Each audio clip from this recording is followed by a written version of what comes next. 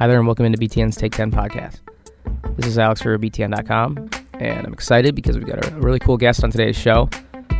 But first, I look back at the last 8 episodes of this podcast, and I noticed that they were all primarily football related, whether those were part of our football focus series with national analysts or just an episode with a guest who covers college football exclusively like Heather Dinich. We've pretty much exclusively covered football for the last couple months on this podcast, and it makes sense because we're in the heat of football season, and just like our linear TV network, a good chunk of our programming is going to be taken up by football guests and football coverage. But if you listen carefully, in the distance, and if it's not the footsteps of FBI investigators, you can hear the bouncing of balls and the squeaking of sneakers, because college basketball is sneaking up on us, and it's coming up fast. And with Big Ten Basketball Media Days next week, our episode lineup will diversify soon, and we'll mix it up with some more hoops talk and hopefully bring you some good stuff from Media Days in New York City and Madison Square Garden.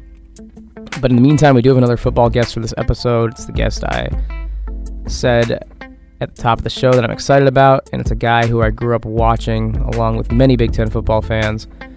Whether you loved him as a Michigan fan or hated him as a rival, it's former Wolverines wide receiver and all-time Big Ten football great, and he's actually currently a BTN analyst for us right now.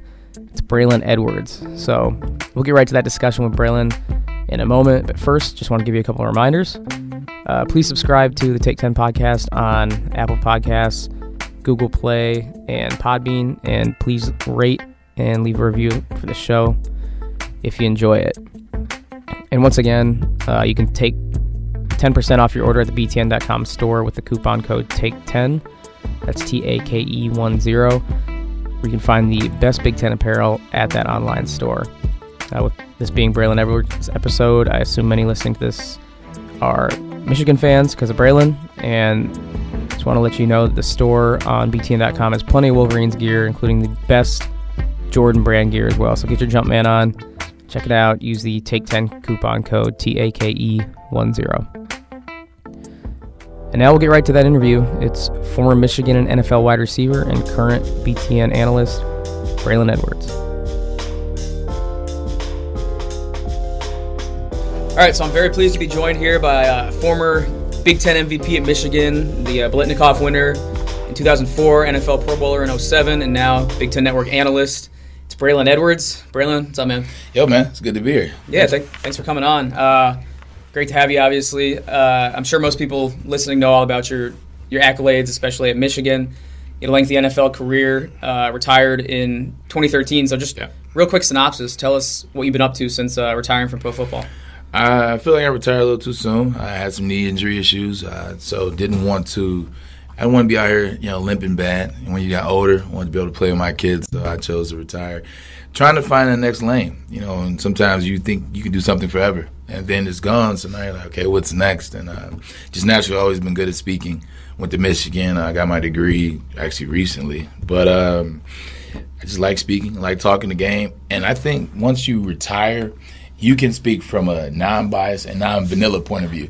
So often when you play as a player, you got to give just the vanilla answer. Sure. You can't give the locker room post-up conversation. So, it's just vanilla, it's base stuff. But now I actually can be in depth. Now I can talk about something as I see it. I can talk about a bad route or a bad play and, not have to worry about coach getting on me. So You said you're a talker. Were you a talker on the field? Trash talker?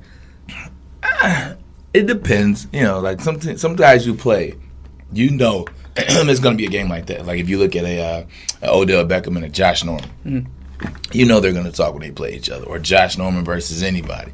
When you play against guys like that, you match their intensity. But sometimes you just stay quiet. It pisses guys off when you don't say anything and they're talkers and you just go out there and do it. So it just depends on who we played and what I think they needed. All right, so we'll get into more of your playing days here in a little bit, but I want to get into how you ended up here with us at BTN. You said you wanted to get into broadcast TV a little bit. Mm-hmm. So just get into, after pro football, what led you to, training to be in broadcasting, and then eventually here with us at Big Ten Network? Well, in 13 when I stopped, I started doing a couple hits here and there for ESPN, Be Sports Nation. I was on the desk with Skip and Stephen A. Smith on First Take a couple times and did some local stuff from radio and just started hitting it there. And from there, I learned that just like anything else in life, if you want to be good at it, you got to practice. You got to get the reps. Right. So I tried to do as much as I could. Fast forward to 2016, I took a chance and did the NFL Broadcast Boot Camp, which basically is a crash course in journalism. Everything. So color, radio, live interviews, hits from satellite, things of that nature. And I learned that it's a lot that goes into it. Got a chance to meet Quentin Carter here at Big Ten Network. He gave me some pointers. I worked on those pointers. He invited me to do Big Ten Tailgate last year. Michigan played Maryland and Ann Arbor. It went pretty good, and then he called me in January and asked me that I want to, work for the network, and I said, of course. Yeah, so you were a guest on the Big Ten Tailgate show last fall, and from what I understand, you kind of, blew people away with that, and then it led to the opportunity here. So, when they reached out to you, was it automatic? Like absolutely something you wanted to do, or did you have other opportunities in the fold, or was it just like right away? Yep, I want to come to BTN. I had other things that were on the line, or that may have been, but this was something that was thrown at me and was a definite, and it was standard, and it was something that I knew. I played in the Big Ten. I grew up in the Big Ten. I know this. I know this. I know this conference. I know these coaches. I know these players. And it's something that's good. Like I want to be on TV. Like I want to get good with this. I want this to be a job. So. When something comes at your way that you want, you just jump at it. So I was excited. I was eager. I jumped at it, and, here we are. We added a couple other former Big Ten football players, James Laurinaitis, Corey Wooten. So we'll talk about your relationship with those guys and how you've kind of meshed with them in a little bit. But you mentioned you were on First Take. I want to ask you about that. What's the process like of being on First Take, especially with two personalities like Stephen A. and Skip? And could you get a word in with them? Yeah, I had a pretty good segment like when I was on there. I think the big thing is, it's you meet in the morning, you do the production meeting around 7 a.m. Mm-hmm. Stephen A. usually calls in. He usually does it from the phone, kind of like Rick. Right. And basically it's funny, like they're really good friends, and what they do is Skip allows Stephen A. to be on whatever side he wants to be on, and Skip just takes the other side. So there are a lot of times where Skip doesn't even necessarily agree with what he's saying, or believe it, but to make it believe it, but to make fun TV or to make good back and forth, he'll take the other side a lot of times. And you go in there, you talk about, they throw out literally 40 topics, and of those 40 topics, you talk about what you're comfortable with. Hey, I like this topic talking about, are the Lions really a number 2 team in the league right now? I like this topic talking about, et cetera, et cetera, et cetera. And then you go on there and you do it. All right, so, you got a little track record now. In the production meeting this morning, you were high on Nebraska to beat Wisconsin. So we'll see if those upset predictions carry over. This episode won't be out till after that game, so if you're the fortune teller, will know. The great Swami. the football BTN Swami. So getting back to some of the coworkers you got here, Corey Wooten is on the show with you, the former Northwestern Chicago Bear, Northwestern Wildcat. He's in the production meeting with you. You guys seem to have a great, back and forth rapport. You guys, toss it back and forth to each other and seem to get along.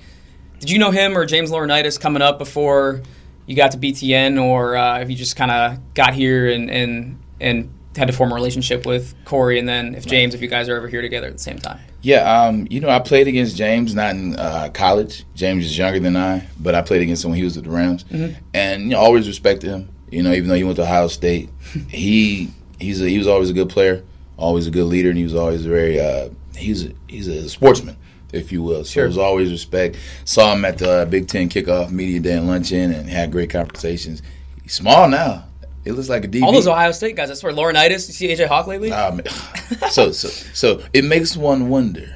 No, I'm just joking. Corey, I never met or played against, man, but just got a chance to meet him at media day, and he's just a great guy. We've kind of hit it off on the show, and we've hung out off the show, and I think that's what you see when you see us in the production meeting, cracking jokes and being funny. I think the better we are, the more we got our chemistry and know each other, I think the easier it is on air, and it comes off genuine. So he's a great guy, and I appreciate working with him. For sure.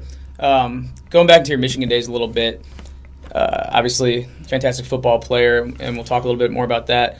But the latest story to come out of you in Michigan was you were enrolled there back in January. You were a couple dozen or 20 credit hours shy of your degree.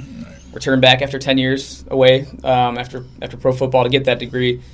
What went into that decision, and what was your degree, and why did you want to complete it so badly that you would go back to school?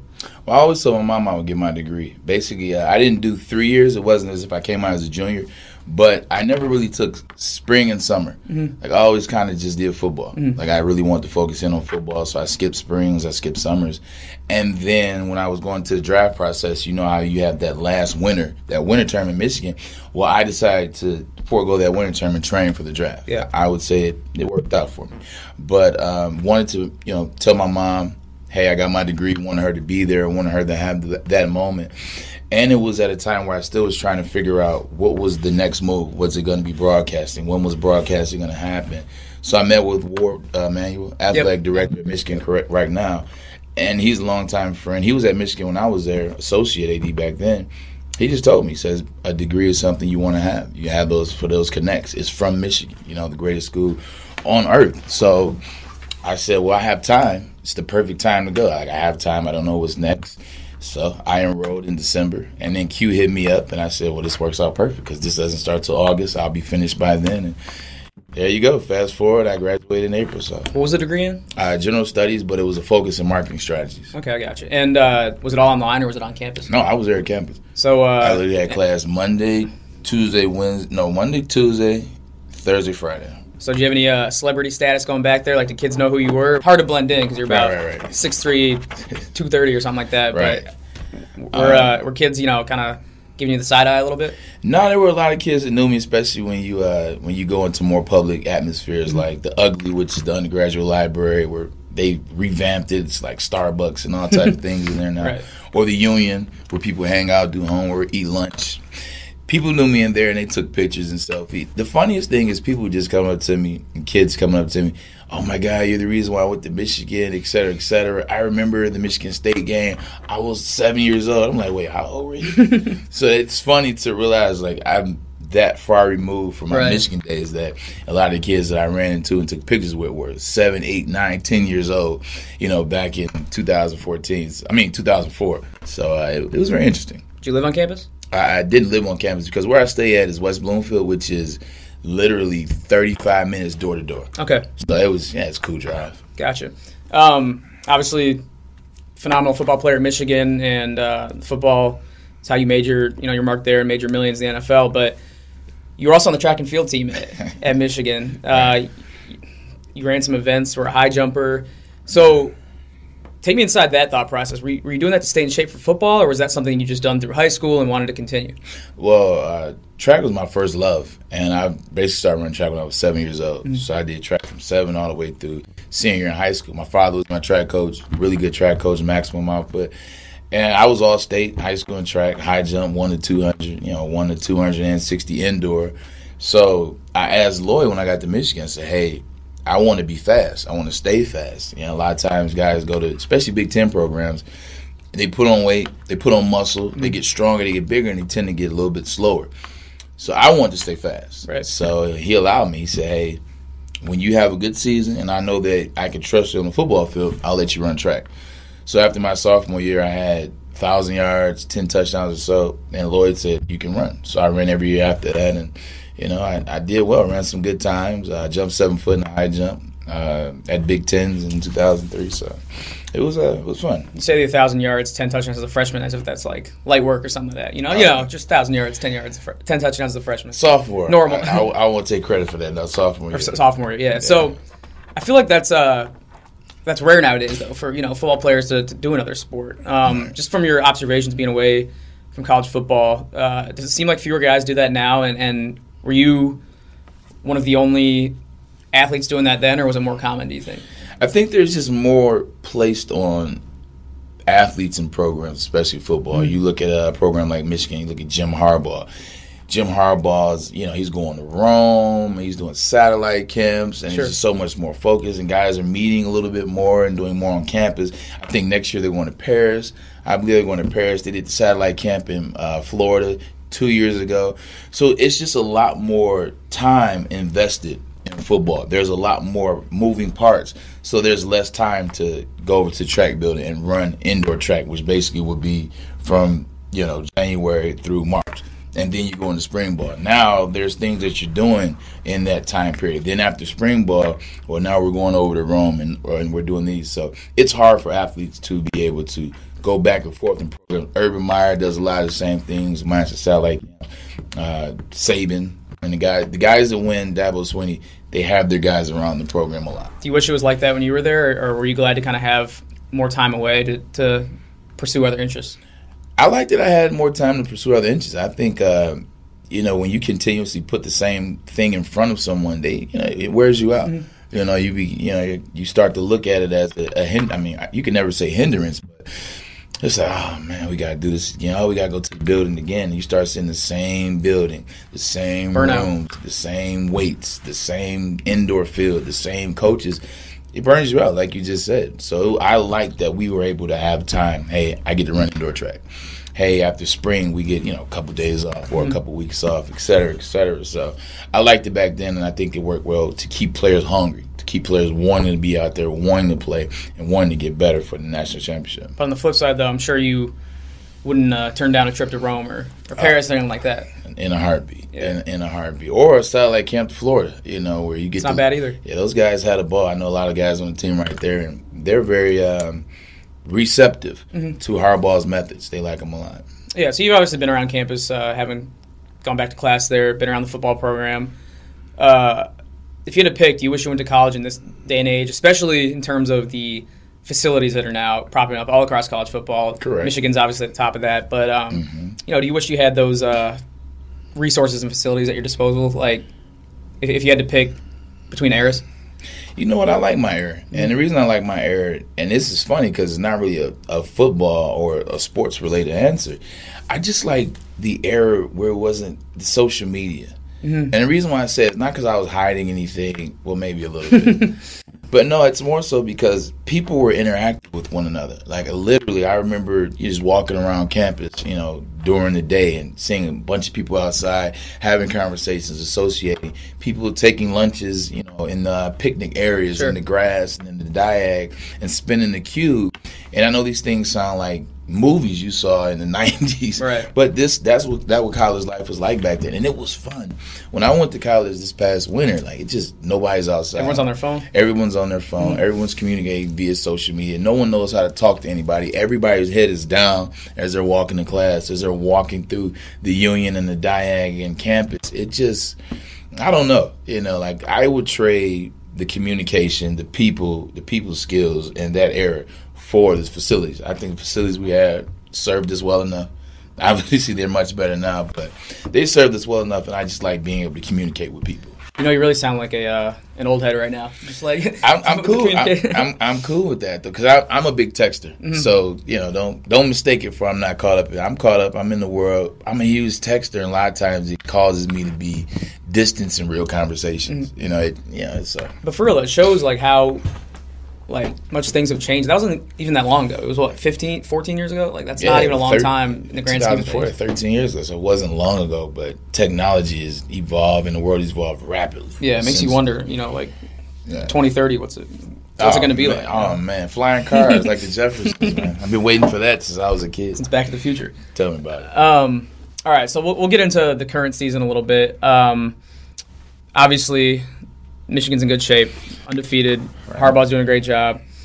But I'm just curious to your thoughts. It's, as an offensive player, as an offensive standout, it's definitely a defensive-oriented team. So how do you think this season's going to turn out with the Wolverines having to rely on the defense so much?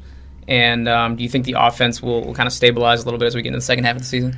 Yeah, I think that defense has played ridiculously lights out and so far this season. And I know they haven't played the best competition, but you can see they're a good defense. Like, when someone's good, it doesn't matter who they play against. You can see what they do. I think Don Brown has done a great job. I think Devin Bush will probably win Big Ten Defensive Player of the Year, him or Josie Jewell from Iowa. I like what they're doing. On the flip side, I like that they finally got O'Corn in there. It was due to injury, but he's in there. Mm. They've had 2 weeks now to get him implement into the system, create a system around him that he feels comfortable with. I think you're going to see Michigan start to roll. He's a guy that can move in and out of the pocket, throws a little more comfortably, and definitely can throw the ball on the run. I think once they get him in there consistently, Michigan State this week, Indiana the week after that, and then Penn State, I think he can get rolling because we have a running game. And we have 3 different running backs, and they use 3 different ways. That works for us. Got the tight ends implemented now, which is key. Michigan has always been a tight end-based team. So you're seeing the reemergence of that with Gentry, with McCune, Tyron Whitley Jr. So I'm excited for that. I think O'Korn can now push that envelope where the offense won't match the defense. But they can do enough so when the defense holds those shutouts or they get guys 3 and out on a consistent basis, the offense can put up some points with O'Korn. I like them moving forward. And this is Friday, October 6th, so the game against Michigan State is tomorrow. This episode's not coming out until next week, but we'll see how on point your prediction skills are.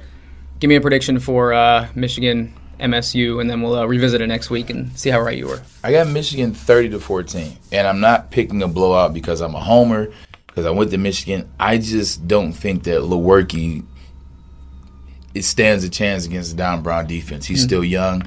He still struggles with reading coverages before and after the snap. I think they confuse him with stunts and blitzes, and they can't run the ball. L.J. Scott has he's just really had a good season, had some fumbles, some issues. So I think with that being said, I think Michigan's defense gets after them. And I think O'Korn coming in there changes the pace up, changes the flow for the offense, and they start to look somewhat like a Michigan team from last year. Yeah, you had your moments, obviously, in the Michigan State series when you played. Saw you throwing some shade on Twitter. You had a picture of a catch against the Spartans. And, that's one thing I like. I know you mentioned, when you were a player, you kind of had to keep it straight up with the media. But, now that you're part of the media, I like when former players, have fun with it. You don't have to be a robot, because I know some people were replying on Twitter. They're have some class, whatever, Big Ten Network analysts. But I like that the media can kind of show their personality a little bit. Is that something that when you were in that boot camp, for example, did they stress that you could have fun with it, or was it play it even since you're in the media now? No, it was have fun with it. I think at the end of the day, you have to have your own identity. You have to have your own identity. Create your identity, whoever you are. Have fun with it. I think if people have a problem with it, as long as you're not over the line, you're not crass, you're not disrespectful. At the end of the day, Michigan State's dominating the rivalry in the last 9 years. They're 7-2. So for me to post a picture of what happened in the past and kind of crack a joke, and even after the picture, I still said, it's all jokes, it's all in good fun. I need you guys to calm down. I feel like America's so sensitive right now. We're at a sensitive boiling point for everything and anything. So, it's not disrespectful. It's fun. It's a rivalry, as Mark D'Antonio so loves to put it. So why not have fun with it? They don't have a problem talking stuff to us when they win. And when they, even with the block punt or the missed punt 2 years ago, we had to hear about that for 365 days. That's the type of thing it is. It's that type of rivalry. So I'm in the media, but that doesn't make me a robot. And that doesn't make me, okay, I work for Big Ten Network, so I have to tread the line and we'll see what happens this week. No, I'm a Michigan guy and I always will be. So I'm going to do my job to the best of my abilities, but I'm still going to be a Michigan guy and have faith and crack jokes. On that, I noticed the first day you were on the air here, you had Michigan pin, and then they came back from commercial and that Michigan pin was no longer on your suit. Yeah. What happened with that? When you work for the Big Ten Network, or the SEC Network, the Pac-12 Network, Big 12, you can't be biased, so you can't. And to be fair, it was School Colors Day, so it was School Colors Day, so that's why I wore it. But I'm an analyst now, so I can't wear the Michigan pin and then come over and talk about it. So I got it, but I got those 12 minutes across. So that's all. That was all I was out to do. That's all I was out to do. All right, man. We'll wrap up here in a little, but I want to get into your NFL days a little bit before we go. Mentioned earlier, you had a Pro Bowl season. You had a long career in the NFL. In that Pro Bowl year, you had 16 touchdowns with the Browns. That was in 2007. Probably would have been an NFL record that year if not for Randy Moss losing his mind with the Patriots. He had 23. That was crazy. So what was different for you about that year in terms of the success you were able to have? I think Rob Cheszinski came in, provided us with a better offense, an offense that was more so predicated on what we did best, me stretching the field, stretching downfield, Kellen Winslow working the inside routes and inside of the field. And then Joe Jurevich is coming in the red zone, being that big target for us. And then Jamal Lewis, I think he had 1,300 yards rushing that year.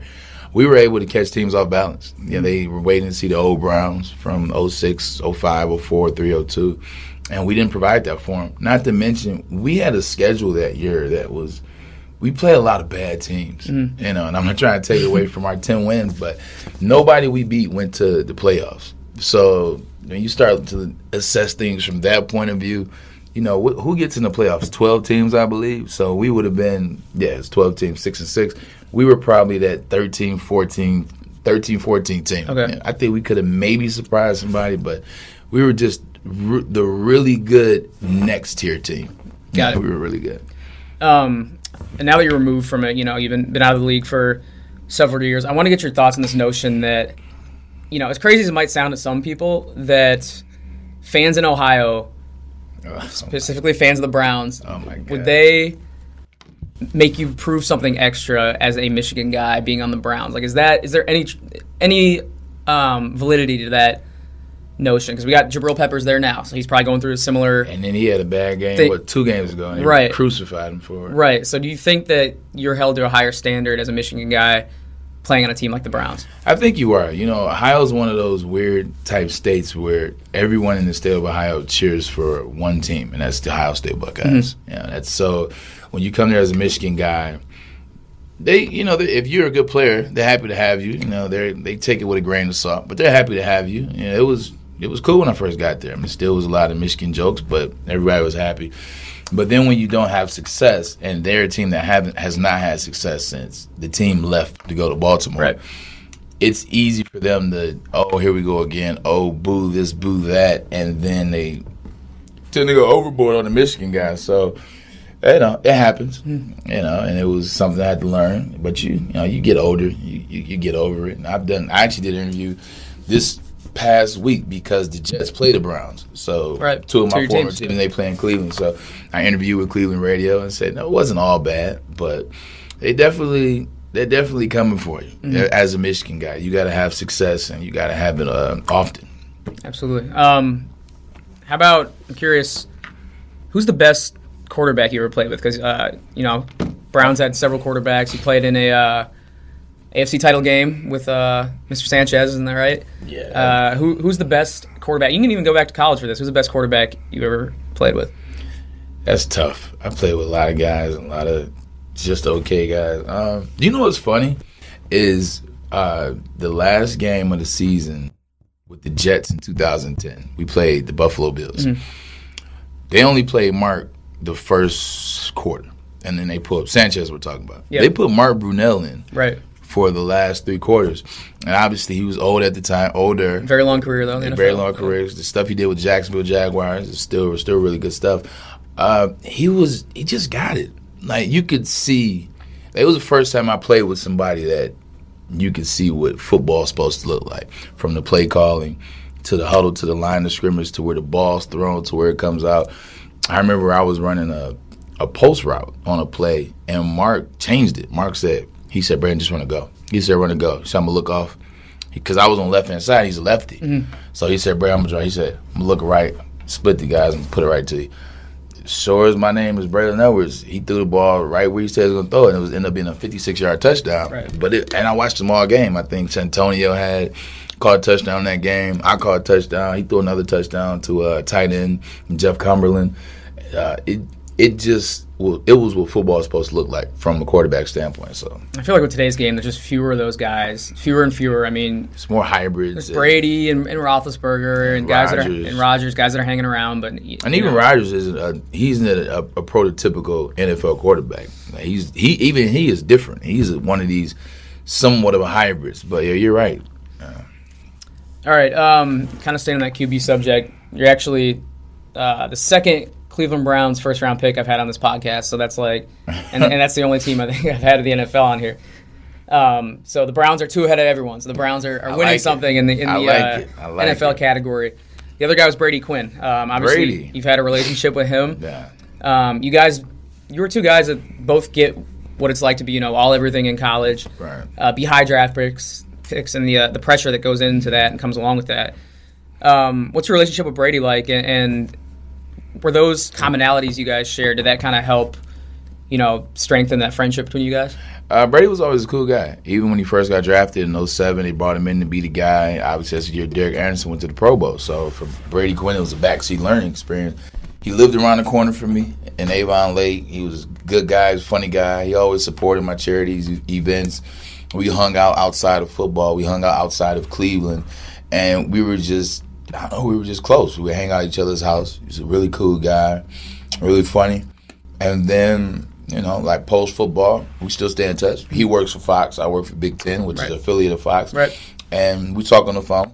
I'll ask him his information because he's doing a great job with in-game color right now.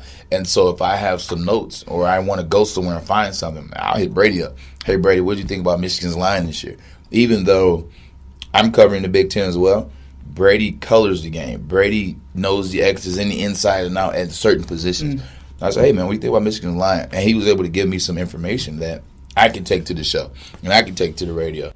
So he and I still talk probably once a week. And if not on the phone, definitely through Twitter or text. Absolutely. Who puts up more in the weight room? Because Brady Quinn's one of those guys. He was always kind of a little more cut than your average quarterback, and he was not any smaller when I saw him a couple months ago. All right. I've always been strong in the weight room. Even when I played, I could put up 225, 25, 26 times easy. And now I've started to lift heavier since I retired. So right now, Brady cannot lift me right now. Yeah. But it'll be a fun challenge. All right. Maybe someday we'll get you guys going head-to-head, maybe at the next media days and when Fox and BTN guys get together. Last question for you, Braylon. We got to keep it PG-13, PG-ish here for the pretty much something anything you wouldn't be able to say on TV, don't share it here. But do you have any podcast-friendly, funny or interesting stories from your days either at Michigan or in the NFL? It might be hard to pick one, but and any stories that stick out to you to this day? Yeah, I got a good one here, and it's funny too because it actually relates to the Michigan State game and rivalry. So when I was a freshman, we played Michigan State at Michigan State that year. That was a famous. They stopped the clock with 1 second and then throw a touchdown to T.J. Duckett to beat us my freshman year. I had heard rumors about a tradition that the Michigan linemen had, but didn't pay too much attention. So before the game started, we're all in the locker room, and I hear this noise. I hear like this loud, strong, echoing noise coming out of the bathroom, and I'm like, what the heck is that? And so then I stop paying attention. I go back to lacing up my shoes and getting ready, going over my play. Then I hear it again. I'm like, oh, man, what the hell? Like, what is this? So then Lloyd starts talking, and as Lloyd starts talking, I hear it now, and it's louder and louder, stronger and stronger. It's coming from the bathroom. It's echoing out. And then I hear the linemen get in on the act. They're like, do it, do it, do it, do it, do it, do it. And then I hear somebody throw up. And then I realize that this is the Michigan lineman tradition. Before every game is one of the linemen has to throw up. But I didn't notice it until we played Michigan State. I think it was early in the year game. It was maybe it was either late September or early October. Ever since then, I paid attention. I waited for it. But then it wasn't as gross as time went on. And by my sophomore or junior year, I was waiting for it too. It was that got us going. So that's a very random fact I know. And I'm sure not a lot of people have shared that because it's in-house secret, but I'm not gonna lie. That's a weird story, but it doesn't surprise me because linemen are weird. 100%. Linemen weird dudes, and it's its own little team within a team. So that was PG-13-ish. I think that was. I'm sure if we had a podcast after dark edition, you could share some. I got more. Some other stories, but we'll leave it at that for today. Braylon, thanks so much, man, for taking the time. It was a lot of fun, and continue to follow your contributions here at BTN, and let's do it again sometime. No problem, man. Appreciate it. Yep. Thanks, boss.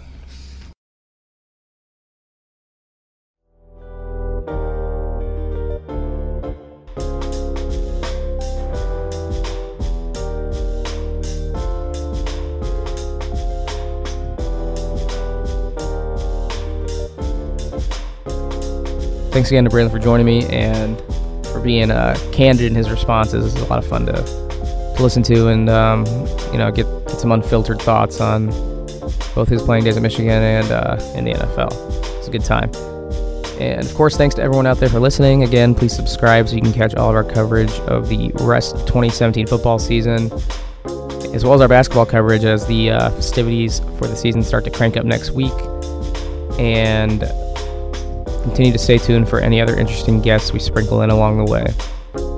Thanks to Wes White, as always, for producing. And we will talk to you next time on the Take 10 podcast.